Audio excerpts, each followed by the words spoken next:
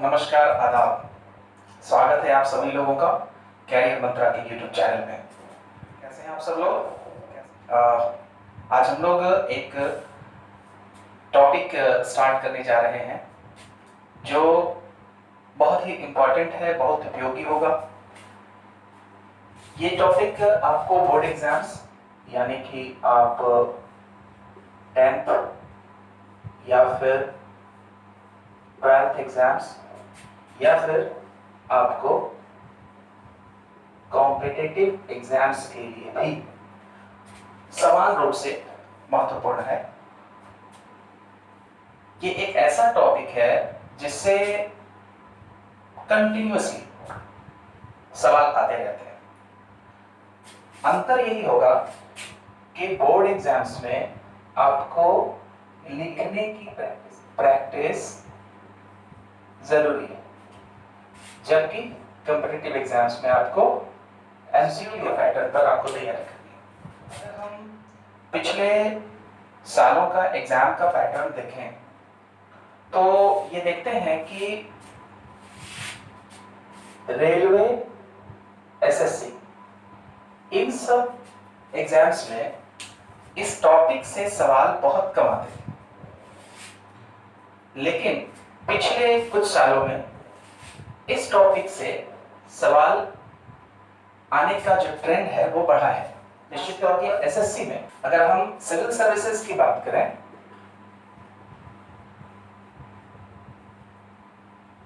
तो ये टॉपिक बहुत ही एवरग्रीन है। तो आइए स्टार्ट करते हैं टॉपिक। इस टॉपिक का नाम है इकोलॉजी। इकोलॉजी मतलब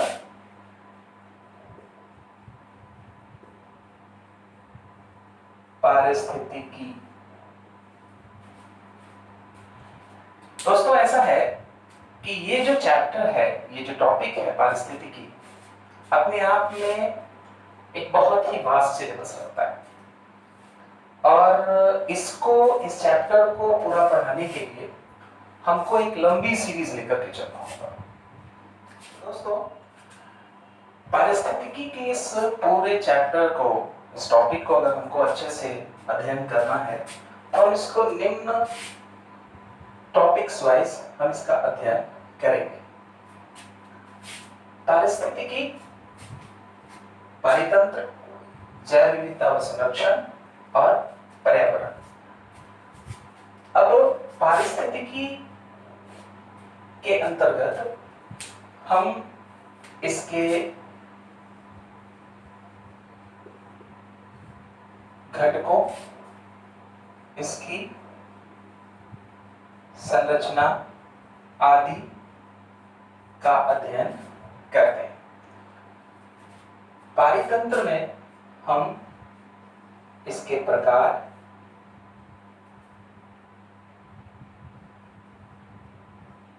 ऊर्जा का प्रवाह, आहार जाल और श्रृंखला, पिरामिड आदि का अध्ययन करते हैं। अगर हम बात करेंगे जैव विविधता की तो इसमें हम विभिन्न हॉटस्पॉट्स,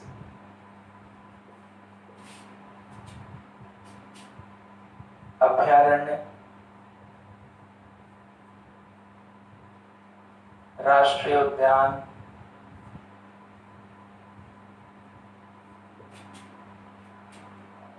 बायोस्फीयर रिजर्व,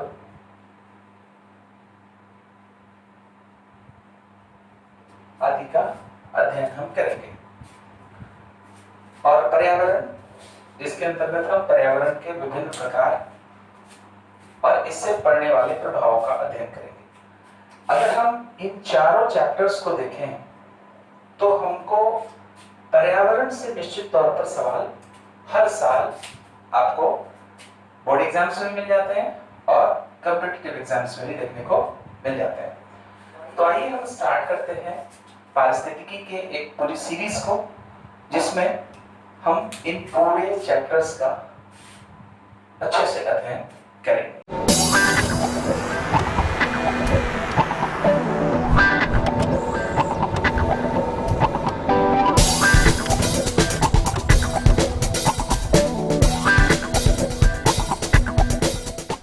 इस चैप्टर का अध्ययन करने के पहले हम 3 महत्वपूर्ण अवधारणाओं को समझ लें जो आपको कंफ्यूजन क्रिएट करता है।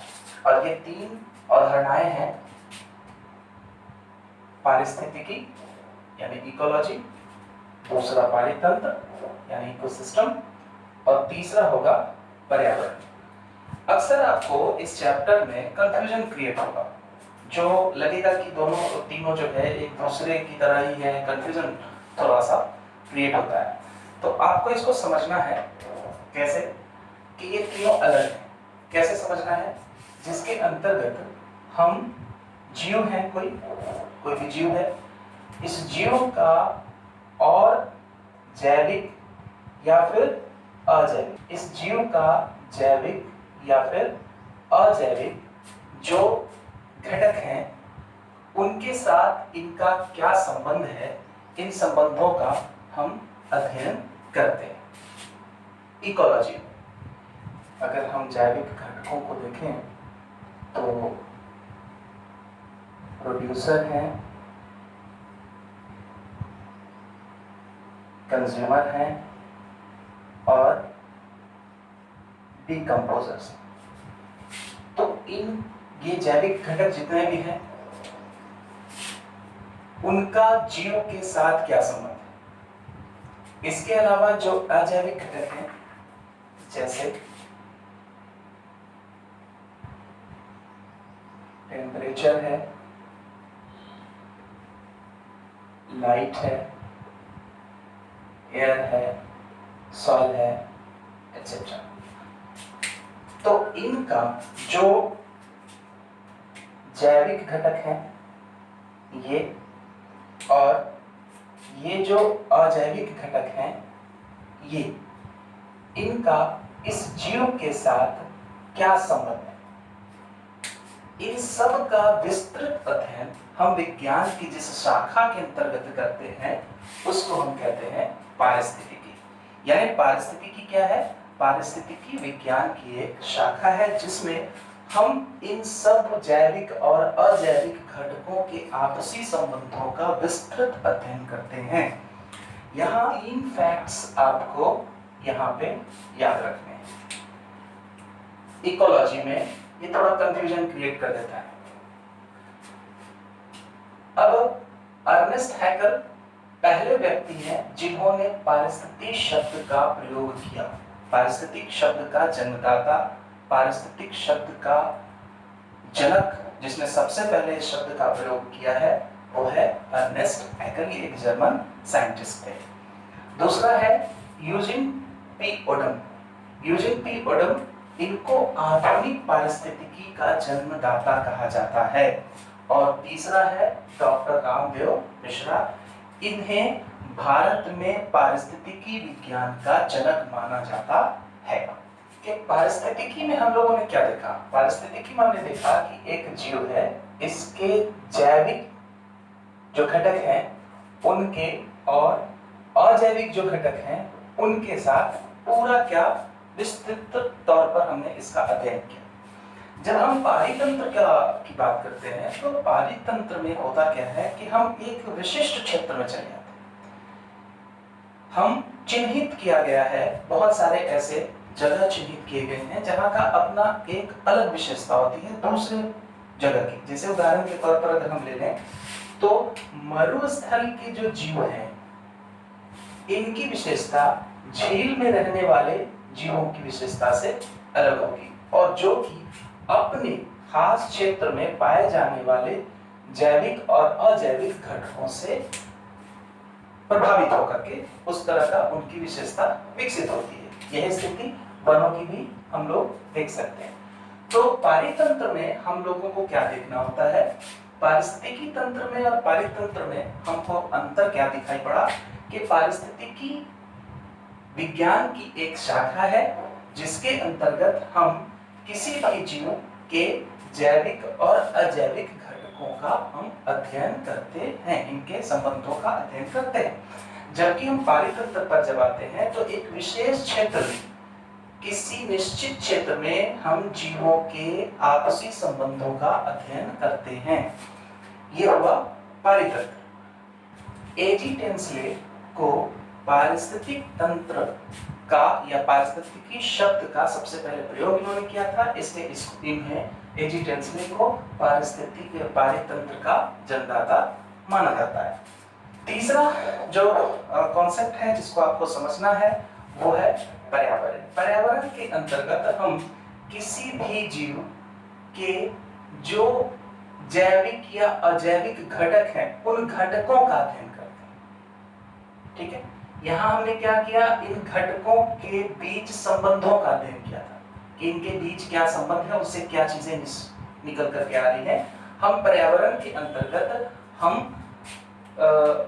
जीव के आसपास का जो घेरा है, आसपास का जो वातावरण है, उनके जो घटक हैं, उन घटकों का अध्ययन हम करते हैं। तो इन तीनों कॉन्सेप्ट को अगर हम एक उदाहरण के तौर पर देखें, समझें, तो हम इसको एक उदाहरण ले सकते हैं अपने एजुकेशन सिस्टम से ही, हम लोग जो हैं। अब अगर हम पारिस्थितिकी का एक एग्जाम्पल लें तो हम इसमें आप एजुकेशन का जो सिस्टम है, ये पूरे एजुकेशन सिस्टम के अंतर्गत हमारी इकोलॉजी को हम समझ सकते हैं। जैसे कि एजुकेशन सिस्टम में कैसे टीचर होने चाहिए, कैसे स्टूडेंट होने चाहिए, क्या क्या टेक्नोलॉजी अपनाई जानी चाहिए, या क्या मेथोडोलॉजी होनी चाहिए। बहुत सारी चीज़ें हैं जो कि हम एजुकेशन सिस्टम के अंतर्गत रख सकते हैं। अभी ऑनलाइन क्लासेस स्टार्ट हो गए, या फिर और भी बहुत तरह की चीज़ें हैं जो नए नए टेक्नोलॉजी आ रही है, स्मार्ट बोर्ड आ गया, तरह तरह की टेक्नोलॉजीज आ रही है। तो अगर हम एजुकेशन को एक व्यापक संदर्भ में समझने और पढ़ने का प्रयास करेंगे तो वो हो जाएगा, हम उसको समझ सकते हैं पारिस्थितिकी के तौर पर। अब अगर पारितंत्र या इकोसिस्टम के तौर पर हम अगर देखना चाहते हैं तो हम इसके अंतर्गत ला सकते हैं अपने क्लासरूम को।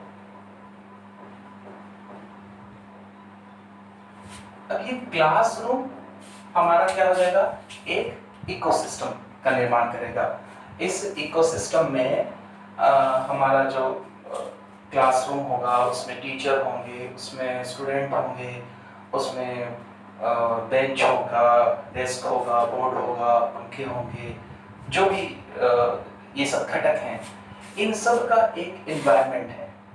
अब एक गांव के क्लासरूम का एनवायरनमेंट एक शहर के क्लासरूम के एनवायरनमेंट में डिफरेंट हो जाता है। यहाँ का जो गांव का जो एक इकोसिस्टम है वो अब ऑनलाइन जो आपको YouTube पे पढ़ाई हो रही है, YouTube के माध्यम से जिस तरह की चीजें मिल रही हैं, तो ये कहीं ना कहीं डिफर करेगा। क्लासरूम की पढ़ाई और ऑनलाइन पढ़ाई में वहाँ के दोनों के इकोसिस्टम में कुछ चेंजेस आपको मिलेंगे। तो इसको आप इकोसिस्टम को आप क्लासरूम के तरह से समझ सकते हैं। एक एसी क्लासरूम है, एक ऑनलाइन क्लास का इकोसिस्टम है, एक गांव का इकोसिस्टम है, एक गवर्नमेंट स्कूल का जो क्लासरूम है वहाँ का इकोसिस्टम है, एक प्राइवेट स्कूल जो हाई फाई स्कूल है, बड़े बड़े स्कूल हैं, उनका इकोसिस्टम है। तो आप इकोसिस्टम को आप क्लासरूम से समझें, इकोलॉजी को एजुकेशन सिस्टम से समझें। और पर्यावरण को अगर आपको समझना है तो पर्यावरण को आप समझ लें क्या कि क्लासरूम में लाइट है, तो इस लाइट एक घटक है। क्लासरूम में लाइट एक घटक है, ठीक है। और हम इस घटक का, इसका क्या प्रभाव पड़ेगा। अब गर्मी का मौसम है, पंखा, फैन, एसी, कूलर, जो भी चीजें हैं, तो इनका क्लासरूम में क्या प्रभाव पड़ेगा, ठीक है। तो पर्यावरण में क्या होता है कि हमारे आसपास के वातावरण में जो जैविक और अजैविक घटक हैं, उस वातावरण का अध्ययन हम एनवायरनमेंट के अंतर्गत, पर्यावरण के अंतर्गत करते हैं। तो दोस्तों, उम्मीद करते हैं कि आपको ये तीनों जो अवधारणाएं हैं, ये तीनों कॉन्सेप्ट है और तीनों में क्या डिफरेंस है, इन तीनों में क्या संबंध है और क्या अंतर है, इन इन तीनों के बीच इन संबंधों और अंतर को आप समझ पाए होंगे। अब मिलते हैं नेक्स्ट वीडियो में, और तब तक के लिए अगर आप तो इस चैनल पे नए हैं तो आप इस चैनल को जरूर सब्सक्राइब करें और अपने दोस्तों तक इसको फैलाएं, शेयर करें, ताकि हम लगातार इस तरह के वीडियो और बनाते रहें। ये सीरीज लगातार चलती रहेगी। तब तक के लिए धन्यवाद।